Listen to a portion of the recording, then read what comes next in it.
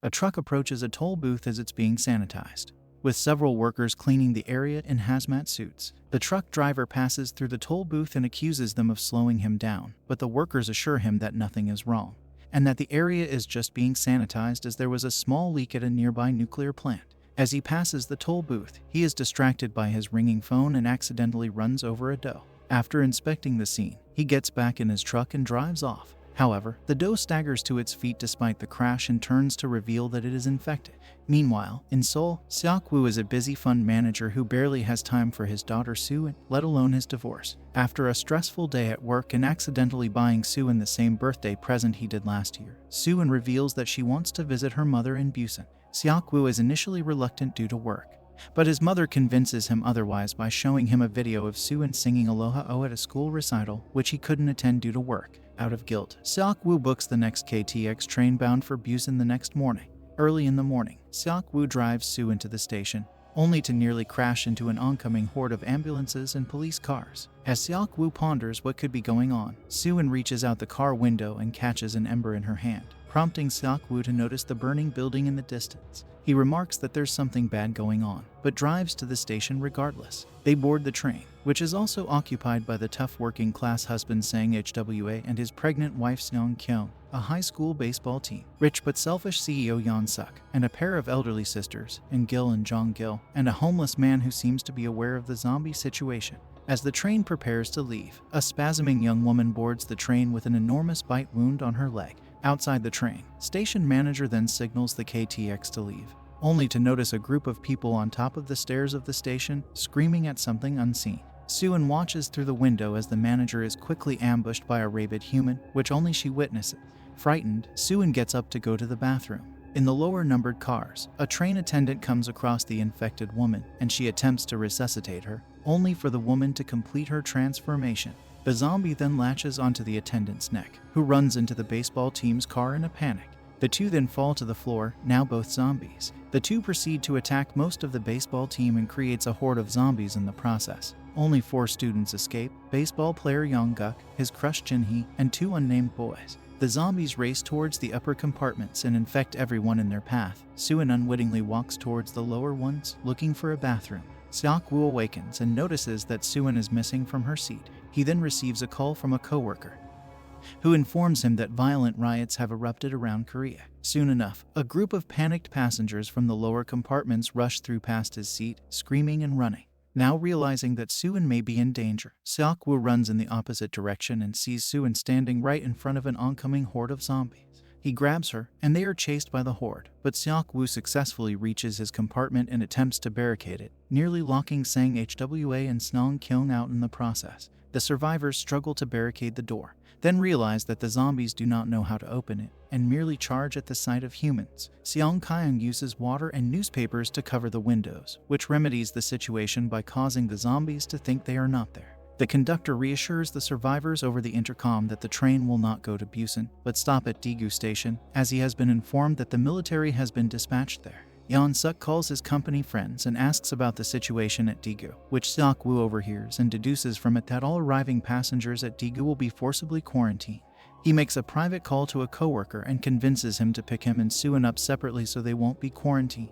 The train then arrives at the abandoned Daegu station, and Seok-woo takes Soo-in towards the east exit where they will be picked up, while the others go towards the main exit. The homeless man follows Seok-woo, having overheard his phone call. The 3 go down the hallway where they see a soldier in the distance. Relieved, Seok-woo tells Soo-in to stay where she is, and he rushes towards the soldier for help, only to see that he is injured.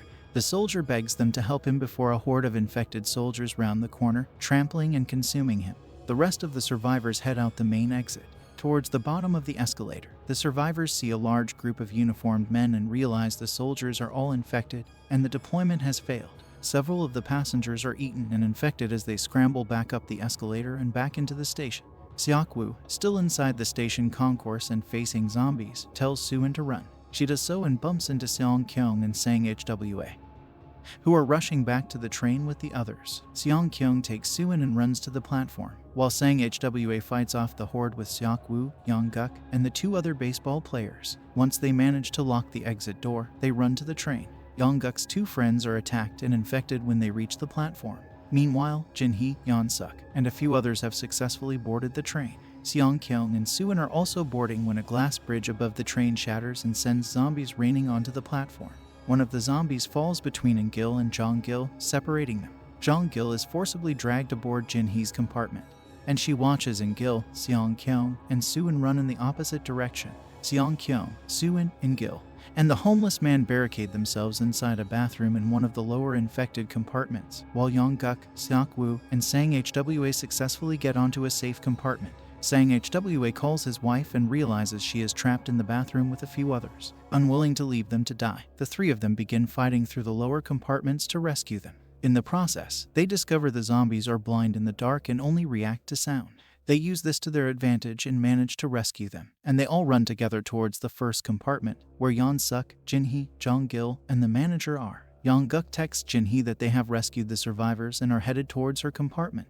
When she happily tells the others, they react with hostility and decide to lock the door to their compartment to prevent the group from entering. With the door locked, Yong-guk attempts to break it open, while Seok-woo and Sang Hwa struggle to keep the zombies from entering on the other side. Realizing that there isn't enough time, Sang Hwa tells Seok-woo to take care of his wife and leave him behind to distract the zombies. Seok-woo tearfully apologizes and lets go of the door, dragging Soo-in and Seong-kyung towards the barricaded door. Before he is consumed, Sang Hwa manages to tell his wife the name he chose for their unborn son. The locked door is broken down and the survivors pile into the compartment safely. Although In-gil is not fast enough and she is eaten. Realizing that Sang Hwa and In-gil could have survived as well if the group hadn't barricaded the door, Seok-woo angrily punches Yeon-suk and demands to know why he did such a thing. Unwilling to answer, Yeon-suk lies to the others and insists that Seok-woo and his allies are infected, instilling fear inside the initial group that barricaded the door. They force Seok-woo and the group that just entered the compartment into the hallway between their compartment and the conductor's car. Once they are forced out, Yeon-suk and the others use their neckties and shirts to tie down the knob and prevent them from coming back in. Jong-gil, still shocked and silent from seeing her sister die needlessly, notices In-gil's face in the crowd of zombies in the door window. She tells her infected sister that she lived a long and fulfilling life, and realizes that the compartment group's actions have led to her sister's death. Out of anger and defeat, Jong-gil opens the door, allowing the zombies to flood the safe compartment. The survivors inside the hallway can only watch as the group is eaten inside the compartment. They see shadows of the passengers desperately clawing at the door they just barricaded in a cruel twist of events. The conductor receives a radio notification that Busan has succeeded in holding off the zombie infection. However, as they approach a station before Busan, the train is cut off by debris on the track. The conductor informs the remaining survivors on the train over the speaker that he will find another train on an unblocked track to drive to Busan and that they should follow him, but wishes them luck, as they will have to exit the train and survive crossing the zombie-filled tracks. He exits his cockpit and finds an empty path, successfully discovering a cargo train. He starts it up and begins going down the track towards Busan, searching for survivors on the tracks. Seok-woo and the others exit the train, and unbeknownst to them, Yeon-suk has survived the horde of zombies in the compartment. He also hears the conductor's announcement and fights his way out of the compartment, but several zombies continue chasing him as he gets off. Meanwhile, Seok-woo's group is making their way to the cargo train. Suddenly, a burning freight car rushes towards them, and Jin-hee and Yong-guk are separated from the group when the runaway freight rams into the cars of a nearby train, which falls and blocks their path.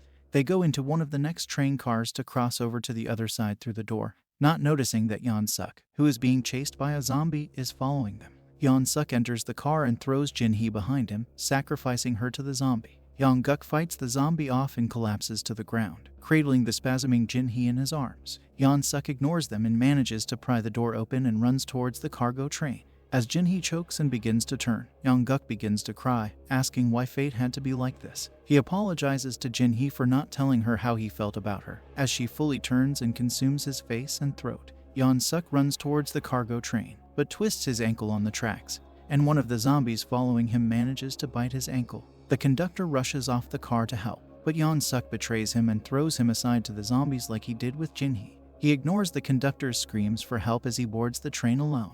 Meanwhile, the homeless man, Soo-in, Seok-woo, and Seong-kyung are on the other side of the wreckage, trapped under a train full of zombies. The windows of the train threaten to collapse at any moment. Seok-woo finds an opening under the train and begins to climb under it, but a part of the train collapses and seals the hole before the other three can make it through. The impact also shatters a window, and a small group of zombies tumble out and crawl towards the three. However, the homeless man sacrifices himself to the zombies at the last minute, allowing enough time for Seok-woo to pull the debris away and for Seong-kyung and Soo-in to escape. They run towards the cargo train and get on the outdoor platform of it. Seok-woo approaches the cockpit but backs away when he sees Yeon-suk in the conductor's seat, milky-eyed and infected. He initially shuts the door, but Yeon-suk opens it in spite of being a zombie. The infection has not reached his brain. Yeon-suk approaches Seok-woo and begs him to take him home to Busan, speaking like a little boy and reciting his address in the name of his mother. Seok-woo tells him he is infected, and Yeon-suk is momentarily shocked and he weeps, but within seconds, he is fully turned. Seok-woo begins to struggle with the zombified Yeon-suk and nearly falls off the ledge of the car. Soo-in screams on the other side of the car platform, which attracts Yeon-suk, and he attempts to attack Seong-kyung and Soo. However, Seok-woo intervenes, and his hand is severely bitten. He manages to throw Yeon-suk off the car but notices his injury. Aware that he will turn very soon, he seats Soo-in and Seong-kyung in the cockpit and tells them how to use the brakes once they get to Busan Station. He then tries to leave the car, but Soo-in begs him to stay and reveals that on the day of her recital, she did not finish singing Aloha O because she didn't see Seok-woo in the audience. She had been saving the song for her father. The two have a tearful farewell, and Seok-woo holds Soo-in's small hands in his for a moment, before throwing them aside and locking himself out of the cockpit. Soo-in begins to scream and cry for him to come back. As the infection spreads, Seok-woo sobs as he walks towards the end of the train car, clutching his bloody hand. Soo-in continues to cry for him inside the cockpit, as Seong-kyung tries to hold her back. He slowly approaches the back of the train car, fighting the infection, and begins thinking of when Soo-in was an infant, recalling his happiest memories of cradling her and holding her small fingers and toes. The infection takes hold, his eyes going white and veins going dark. However, in spite of being fully zombified, Seok-woo continues thinking of Soo-in and he smiles happily towards the sky before falling off the car and onto the tracks. The train car finally arrives at the tunnel leading to Busan Station. However, the track is blocked off with debris. The two exit the car and begin walking down the tunnel, not aware that they are being watched on the other side by the Busan military. One of the snipers reports their approach to his superior, and is told to shoot them down, as they cannot tell in the dark whether they are infected or not. Just as the sniper is about to pull the trigger, Soo-in begins to mournfully sing Aloha O to rally the exhausted Seong-kyung to walk to the end of the tunnel. Hearing her song, the soldiers realize they are not infected and rush to their aid.